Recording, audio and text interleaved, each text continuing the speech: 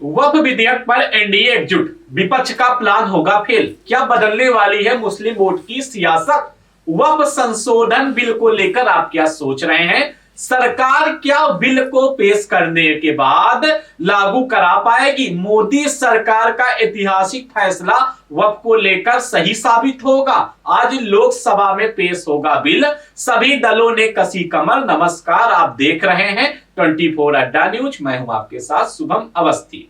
दोस्तों, लोकसभा में एनडीए के 293 सांसद हैं। इंडिया गठबंधन के पास 235 सांसद हैं, जिसमें अन्य को भी जोड़ दे तो यह संख्या 249 हो जाती है, जबकि बहुमत का नंबर 272 है। विपक्ष को लगता रहा है कि अगर 16 सांसद वाली टीडीपी और 12 सांसद वाली जेडीयू वक्फ बिल का विरोध कर दे तो गेम पलट जाएगा, क्योंकि तब एनडीए का नंबर घटकर 265 हो जाएगा और बिल के विरोध में नंबर 277 पहुंच जाएगा। लेकिन ऐसा फिलहाल तो होने वाला नहीं लग रहा है कि ऐसा कुछ होगा। जब 8 घंटे की बहस सदन में शुरू होगी, तब तय होगा कि देश की सबसे बड़ी और ताकतवर मुस्लिम संस्था वक्फ बोर्ड का अब वक्त बीते दौर की बात है या नहीं। लोकसभा में दोपहर 12 बजे वक्फ संशोधन बिल सरकार ला रही है, वोटिंग भी होगी और ये तय माना जा रहा है कि मोदी सरकार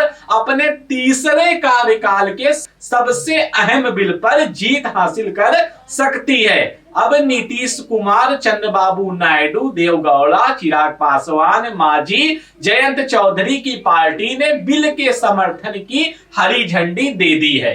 कर्नाटक में सहयोगी दल जेडीएस के दोनों सांसद भी वक्फ संशोधन बिल का समर्थन करेंगे। दोस्तों, क्या आप जानते हैं अगर लोकसभा में वक्फ बिल पास होता है तो क्या बड़े बदलाव आएंगे? चलिए आपको हम बताते हैं आखिर वक्फ को लेकर इतना विवाद क्यों हो रहा है, क्या बदलाव आएंगे। पहला और सबसे बड़ा बदलाव होगा दोस्तों कि जिन लोगों ने धर्म परिवर्तन करके इस्लाम धर्म अपनाया है और जिन्हें मुसलमान बने 5 साल पूरे नहीं हुए हैं, वो लोग वक्फ को अपनी संपत्ति दान में नहीं दे पाएंगे और इससे धर्म परिवर्तन कराकर वक्फ को अपनी संपत्ति दान के मामलों पर रोक लगेगी। दूसरा बड़ा बदलाव है, कोई भी व्यक्ति उस जमीन को दान में नहीं दे पाएगा जो उसके नाम पर रजिस्टर्ड होगी। अगर कोई व्यक्ति किसी और के नाम पर रजिस्टर्ड जमीन को दान में देता है तो इसे गैर कानूनी माना जाएगा और वक्फ भी ऐसी संपत्तियों पर अपना दावा नहीं कर पाएगा। तीसरा बड़ा बदलाव, वक्फ अल औलाद के तहत महिलाओं को भी वक्फ की जमीन में उत्तराधिकारी माना जाएगा। इसका मतलब यह है कि जिस परिवार ने वक्फ की जमीन वक्फ अल औलाद के लिए दान में दी है, उस जमीन से होने वाली आमदनी सिर्फ उन परिवारों के पुरुषों को नहीं बल्कि इसमें महिलाओं का भी हिस्सा होगा। चौथा बड़ा बदलाव होगा, वक्फ में दी गई जमीन का पूरा ब्यौरा ऑनलाइन पोर्टल पर 6 महीने के अंदर अपलोड करना ही करना होगा और कुछ मामलों में इस समय अवधि को बढ़ाया भी जा सकता है। लेकिन बड़ा बदलाव यह है कि अब वक्फ में दी गई हर जमीन का ऑनलाइन पोर्टल पर डाटा सार्वजनिक होगा ही होगा और वक्फ बोर्ड इन संपत्तियों के बारे में किसी बात को छुपा नहीं पाएगा। दोस्तों, उदाहरण के लिए आपको हम समझाते हैं आखिर क्यों, कैसे फायदा होगा, कैसे क्या नुकसान होगा।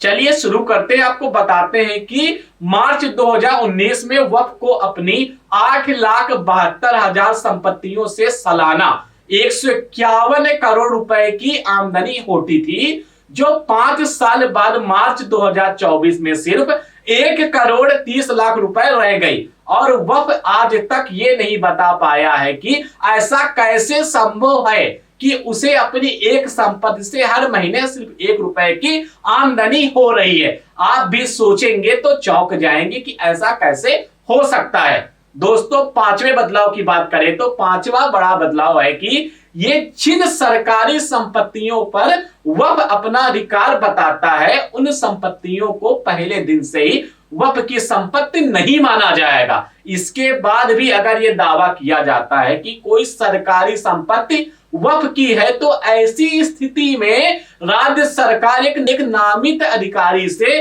जांच कराएगी और ये कलेक्टर रैंक से ऊपर का अधिकारी होगा। अगर इस रिपोर्ट में वक्फ का दावा गलत निकलता है तो सरकारी संपत्ति का पूरा ब्यौरा रेवेन्यू रिकॉर्ड में दर्ज किया जाएगा और ये सरकारी संपत्ति वक्फ की नहीं मानी जाएगी।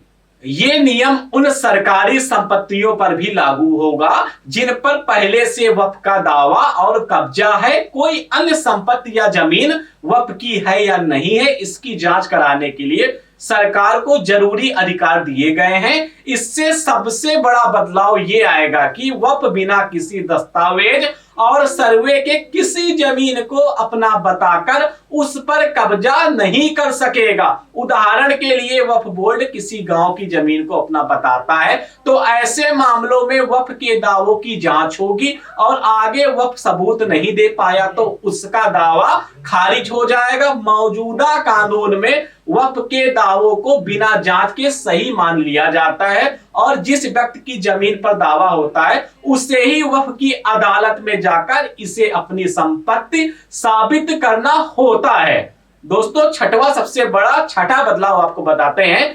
केंद्रीय वक्फ परिषद में 2 गैर मुस्लिम व्यक्ति और 2 मुस्लिम महिलाओं को भी जगह दी जाएगी। इसके अलावा परिषद में नियुक्ति किए गए सांसद और पूर्व जजों का भी मुस्लिम होना आवश्यक अब नहीं होगा। सरकार का कहना है कि इससे वक्फ और पिछड़े और गरीब मुसलमानों को भी जगह मिलेगी। वक्फ में मुस्लिम महिलाओं की भी हिस्सेदारी होगी।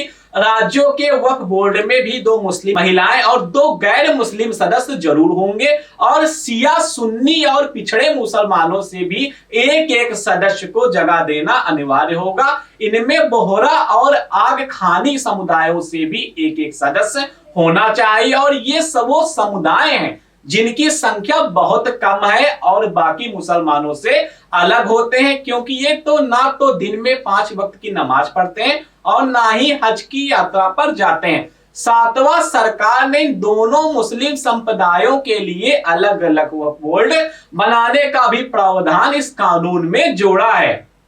एक सबसे अहम बदलाव बताते हैं आपको, जो 8वां है। इसमें लिखा गया है वक्फ ट्रिब्यूनल के फैसले के खिलाफ 90 दिनों में रेवेन्यू कोर्ट, सिविल कोर्ट और हाई कोर्ट में अपील दायर करने का अधिकार होगा, जो मौजूदा कानून में नहीं है। नवा, केंद्र और राज्य सरकारों के पास वक्फ के खातों का ऑडिट कराने का अधिकार होगा, जिससे किसी भी तरह की बेईमानी और भ्रष्टाचार को रोका जा सकेगा। और 10वां बदलाव ये है कि वक्फ बोर्ड सरकार को कोई भी जानकारी देने से का इनकार अब नहीं कर सकता है और वक्फ बोर्ड ये भी नहीं कह सकता है कि कोई जमीन आज से 200, 300, 500 साल पहले किसी इस्लामिक काम के लिए इस्तेमाल हो रही थी तो वो जमीन उसकी है। ये मनमानी इस नए बिल में समाप्त हो जाएगी। आपको क्या लगता है वक्फ बिल को लेकर जिस तरीके से केंद्र की मोदी सरकार आज लोकसभा में पेश करेगी, क्या वक्फ में संशोधन वास्तव में होना चाहिए? क्या जो लोकसभा चुनाव, विधानसभा चुनाव आगे होंगे, इन जो वक्फ को लेकर सरकार जो बदलाव कर रही है, इससे सरकार को फायदा होगा या नुकसान होगा? विपक्ष तो लगातार विरोध कर रहा है। क्या लगता है मोदी सरकार अपने तीसरे कार्यकाल में सबसे बड़ा बोर्ड, जो तीसरा बोर्ड वक्फ बोर्ड माना जाता है, पहला रेलवे माना जाता है, दूसरा सेना के पास जो संपत्ति है, सबसे ज्यादा संपत्ति वैसे रेलवे के पास, फिर तीसरे नंबर पर दोस्तों आता है वक्फ बोर्ड। वक्फ की संपत्ति को लगाम लगाने के लिए जिस तरीके से सरकार पारदर्शिता लाने के लिए संशोधन कर रही है, क्या मोदी सरकार अपना फैसला सफल कर पाएगी? क्या आपको क्या लगता है? कमेंट बॉक्स में बताना ना भूले। देखते रहें 24 अड्डा।